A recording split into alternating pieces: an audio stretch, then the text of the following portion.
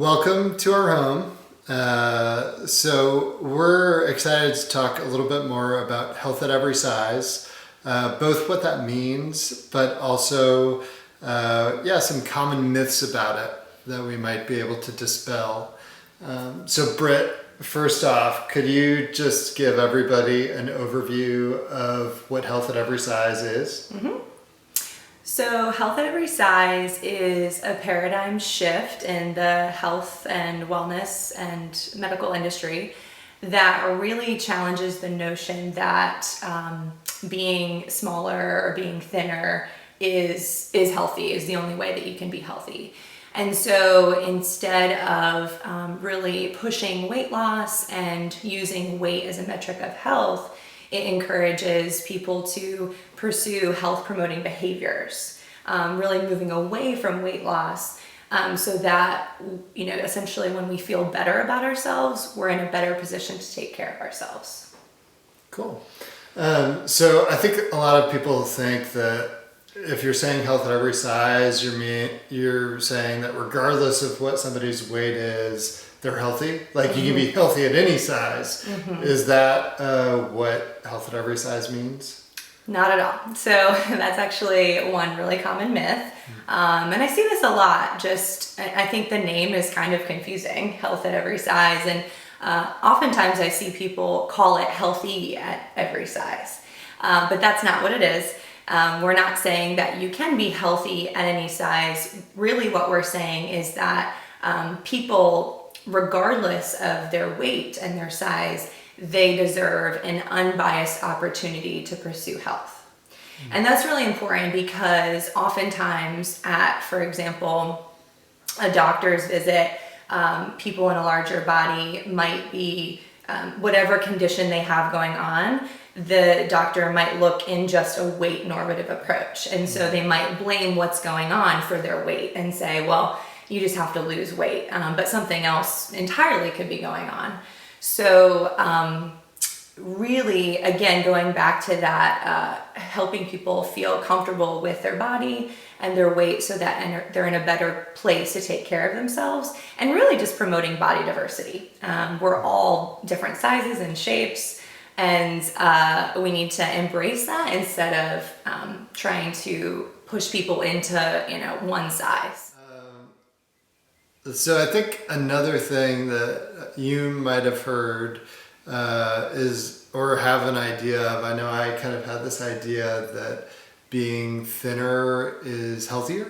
Like regardless of how much you weigh, losing weight is kind of seen as a good thing. Mm-hmm. Could you address that myth?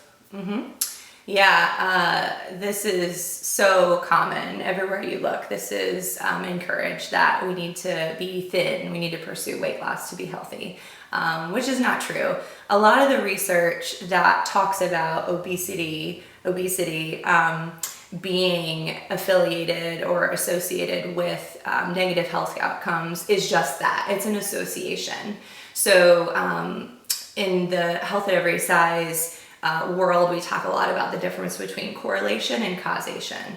So yes, higher weights are associated or correlated with diabetes or other diseases, but it doesn't mean that being in a larger body causes those diseases. And so not only do they not cause it, when we look at intentional weight loss efforts, we know that they're not only ineffective, but they can actually lead to negative health outcomes.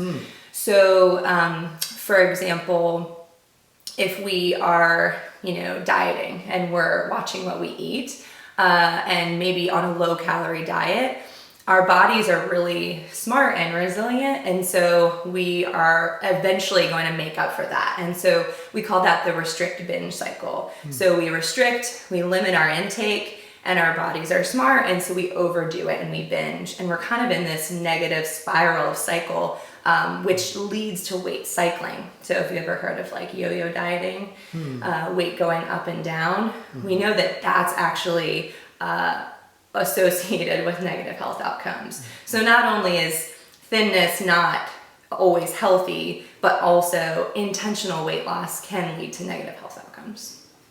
Okay.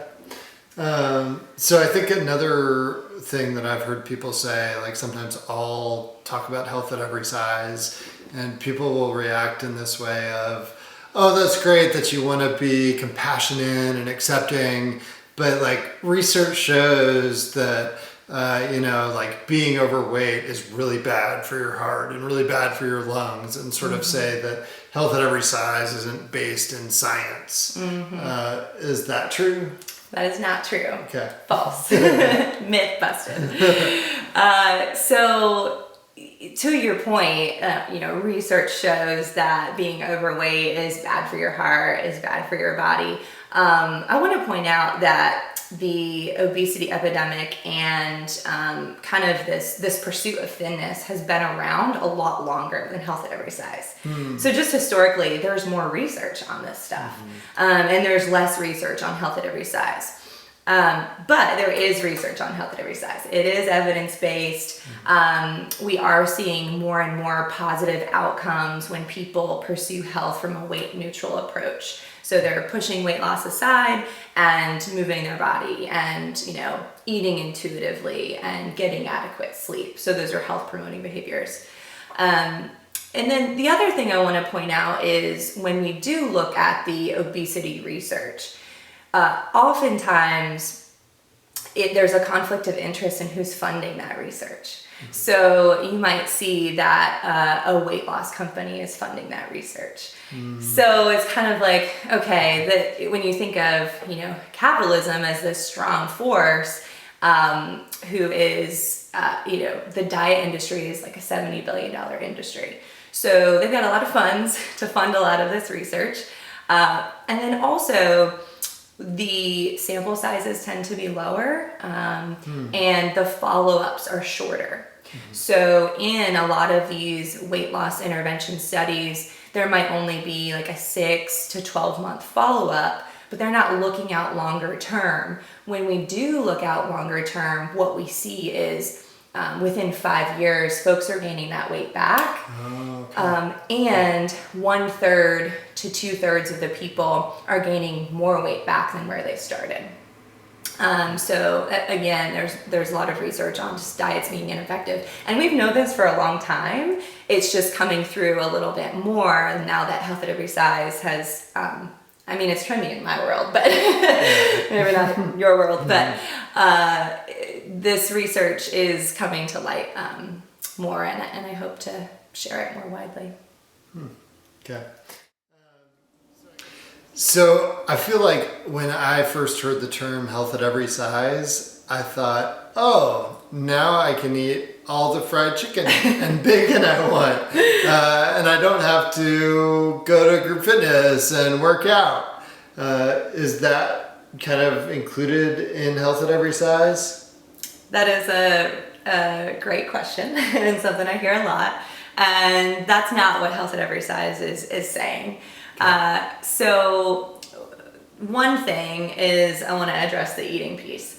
So oftentimes I do hear if health at every size is true, I can just eat whatever I want and still be healthy.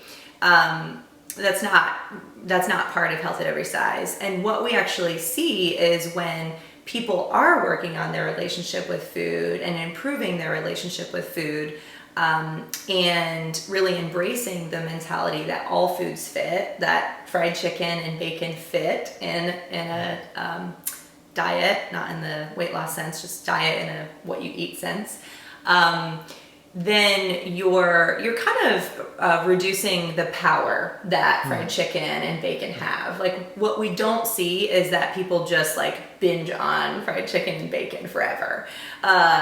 Would you actually feel good physically if you only ate bacon? Well, it depends on the day, but I get your point. Yeah, like long term. And so you would find that people are like, wow, maybe my stomach hurts, or maybe I don't have enough energy, or whatever comes out of that. So. And we also find that people just get like tired of that food. So it's called like habituation. It just, like I said, it loses the power. So when all foods fit, people, over time, it takes practice. It's not just a switch, but over time, people find a really nice balance with foods. And the other thing, I think why Health at Every Size gets this bad rap of like we're anti-health is that health and weight are so intertwined, so that when we take weight out, people are like, well, you don't care about health. But that's not what we're saying. We're removing weight because weight stigma and weight cycling and ineffective diets all is like unhealthy. And we're not removing exercise. So one of the tenets of Health at Every Size is finding enjoyable movement. We are saying find a healthy relationship with food, nourish your body, get adequate sleep. All of these health behaviors are part of Health at Every Size without the weight stuff. Cool. So the reason that we're talking about Health at Every Size is that we're opening a wellness center, Current Wellness, which will have Health at Every Size in addition to some other values infused in it. So Britt, would you mind talking about how we'll be practicing Health at Every Size in the Current? Yeah, so one of the ways that we'll be using Hayes principles is taking weight out of the picture. So we won't have scales, we won't have weight loss challenges, we're not using BMI as a metric for health. Anything around like diet culture that is not part of our values and that won't be part of our day-to-day operations. The other way that you might notice Health at Every Size is our language. And so I have trained all of our instructors and teachers who are going to be leading classes at our movement studio in Health at Every Size. So they all know the research, they all know how to apply these principles. And if you're, unfamiliar with Hayes, or you maybe don't struggle with body image or don't struggle with an eating disorder, you might not know a difference. Like you might just think like, oh, that was a cool fitness class. But if you do struggle with some of those things, you certainly won't get triggered in our movement studio, because we won't be talking about burning calories to earn your dinner or getting ready for getting your beach body ready for the summer. None of that language. So we call that being weight inclusive. And so, yeah, those are two of probably the main ways that you'll see Health at Every Size employed in our studio. Awesome.